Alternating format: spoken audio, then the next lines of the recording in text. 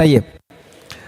Karena itulah jamaah dimulakan Allah, riba dibinasakan oleh Allah karena dia bertentangan dengan obsesinya. Berharap dapat harta banyak, dibinasakan oleh Allah.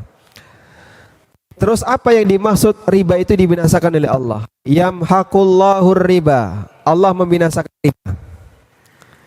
Al-Hafidz Ibnu Katsir menyebutkan bentuk Allah membinasakan riba ada dua.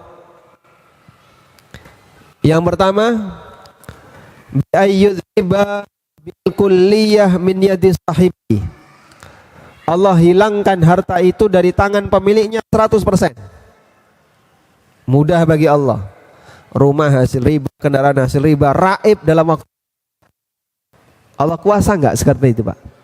Allah kuasa. Wa dzalika 'ala Allah yasir, dan itu mudah bagi Allah. Ini makna yang pertama. Atau Allah Subhanahu mencabut keberkahan harta dari orang ini, falam yantafi'u bihi syai'a, sehingga dia tidak bisa memanfaatkannya sama sekali. Wal waqi' akbaru syahid, dan realita di lapangan menjadi saksi yang paling kuat. Orang yang hartanya haram, hukuman pertama yang diberikan oleh Allah adalah Allah sematkan rasa takut kepadanya untuk memanfaatkan harta itu. Ada banyak orang punya villa di Bali, Pak, tapi atas nama orang lain, Pak. Atas nama orang lain, dan belum tentu sebulan sekali dia datang ke situ, Pak.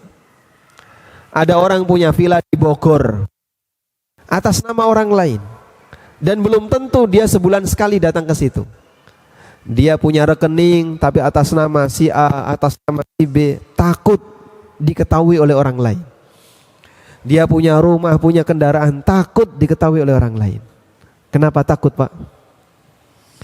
Karena dia nggak ingin harta itu ketahuan, akhirnya nanti dia diaudit, lalu berurusan dengan hukum.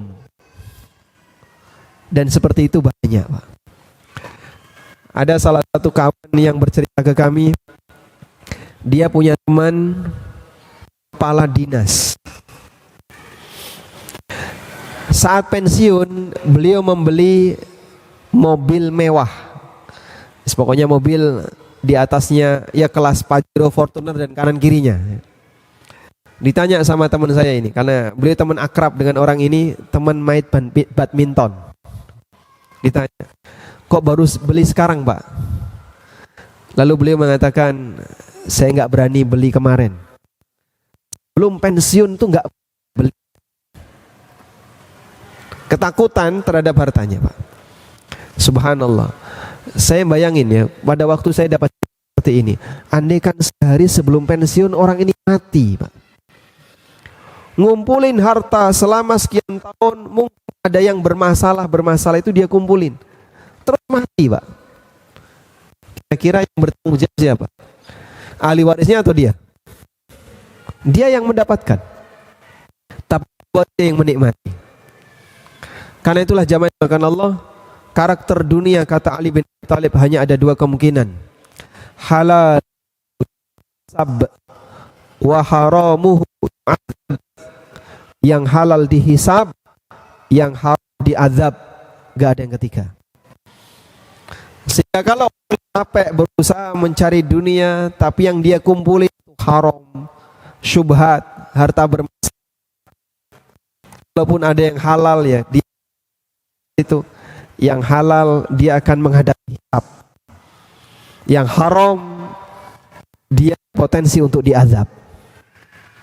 Meskipun belum tentu dia yang menikmatinya. Sehingga yang punya rumah lebih dari satu, pernah jadi, Pak, kepalanya tidur di rumah sana, tangannya ada di rumah sebelah, kakinya ada di rumah yang sana. Mungkin, Pak? Tidak. Dia hanya akan menikmati satu kamar di salah satu rumahnya. Lebih dari itu, orang lain yang menikmatinya.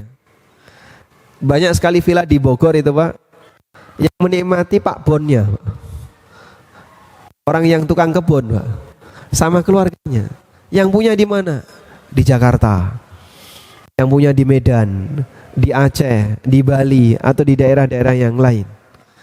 Orang lain yang menikmati, dia yang mengusahakan, dan dia yang akan dihisap. Maka nggak jaminan Pak, orang yang kemudian hartanya banyak berarti dia bisa menikmati harta itu. Bisa jadi dia punya harta tapi dia tertekan karena dia ketakutan nampak harta itu di permukaan, sehingga dia sampai kok dibangkar. Itu tidak pada tempatnya. Bangkar itu tempat apa Pak? Gudang. Tapi dipakai tempat uang. Subhanallah, karena saking takutnya dia. Ini yang pertama Pak. Ada manusia yang diberi oleh Allah ketakutan sehingga dia tidak bisa menikmati hartanya dengan maksimal. Yang kedua, bentuk dicabut keberkahan dari harta itu adalah dia Allah Subhanahu wa ta'ala keterbatasan untuk bisa menikmatinya, sehingga duitnya banyak tapi sakit-sakitan. Uang dia untuk dipakai beli kambing dan aneka masakan turunannya, satu meja bisa penuh, makanan penuh di mejanya. Maaf Pak, Bapak kan kolesterol, ini darah tinggi, yang ini asam urat, yang ini Bapak punya masalah dengan apalagi ya, dengan gula, yang ini Bapak punya masalah, terus saya hanya boleh apa? Air putih saja. Subhanallah, duitnya banyak Pak, tapi nggak bisa dia nikmat. Ada kayak gitu Pak? Duitnya banyak tapi dia nggak bisa tidur di atas kasur yang empuk. Saya itu kalau tidur di atas spring bed Mas, bangun pegel kabeh. Terus Bapak kalau tidur di karpet masjid itu bisa saya Mas. Subhanallah. Allah cabut kemampuan dia untuk menikmatinya Pak. Ada kayak gitu Pak? Duitnya banyak Pak, tapi ada orang yang duitnya banyak nggak pernah mengantarkan harta itu menuju tanah suci. Dia nggak pernah umrah, haji, sehingga harta itu tidak bisa dia manfaatkan untuk kehidupannya. Masya Allah. Jamaah sadari ya, belum tentu apa yang kita miliki akan nikmati. Karena itulah hakikat dari harta jamaah disebutkan dalam hadis riwayat Muslim dari Abdullah bin Syikhir. Beliau pernah datang ke rumah Nabi sallallahu alaihi wasallam. Lalu Nabi sallallahu alaihi wasallam membaca firman Allah, "Alhaakumut takatsur." Alhaakumut takatsur. Mengumpulkan harta, memperbanyak harta telah melalaikan kalian. Lalu Rasulullah sallallahu alaihi wasallam berhenti di satu ayat ini. Kemudian beliau mengatakan, yaqulu ibnu Adam, mali, mali, mali. Manusia selalu mengatakan, ini hartaku, ini hartaku, ini mobilku, ini rumahku, ini propertiku. Lalu kata beliau, wahallaka ya Adam min malika. Wahai manusia, hakikat dari hartamu itu manusia hanya ada 3 kemungkinan. Wahallaka min malika ya ibn Adam illa ma akalta fa afnaita wa ma labithta fa ablaita wa ma tasaddaqta fa amdaita. Hakikat dari hartamu itu wahai manusia hanya ada 3 kemungkinan. Yang kau makan sampai habis, yang kau pakai sampai rusak, yang sedekahkan sehingga abadi di hari kiamat. Sementara apa yang kau kumpulkan belum tentu menjadi hartamu. Karena kalau sebatas mengumpulkan tapi tidak melayani diri kita, berarti kan dia tidak memberikan manfaat bagi kita. Sementara bisa dipastikan kita yang nanti akan dihisap oleh Allah Subhanahu wa taala. Dan kasus seperti itu bisa kita saksikan, bahkan bisa jadi diri kita sendiri. Jamaah yang kami hormati, bapak-bapak dan ibu-ibu punya baju berapa setel yang dipakai sehari-hari? 10 setel ada? Ada ya. Antara yang dipakai sehari-hari dengan yang ditumpuk di lemari banyak mana? Banyak mana Pak? Banyak yang ditumpuk. Yang enggak muat, yang enggak pantas, yang enggak cocok, yang warnanya kurang bagus, dan aneka baju yang kita enggak berminat, itu ditumpuk ya. Banyak sekali.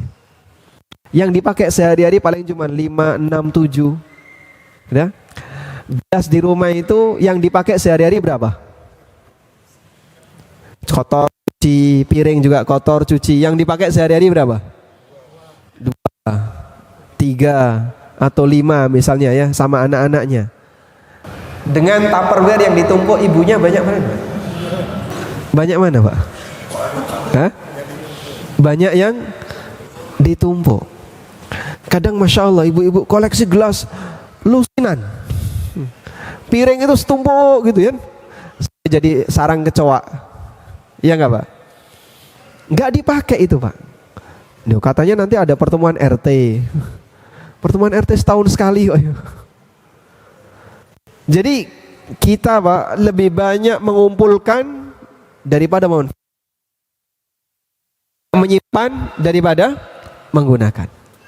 Padahal hakikat dari harta itu 3 tadi, Pak.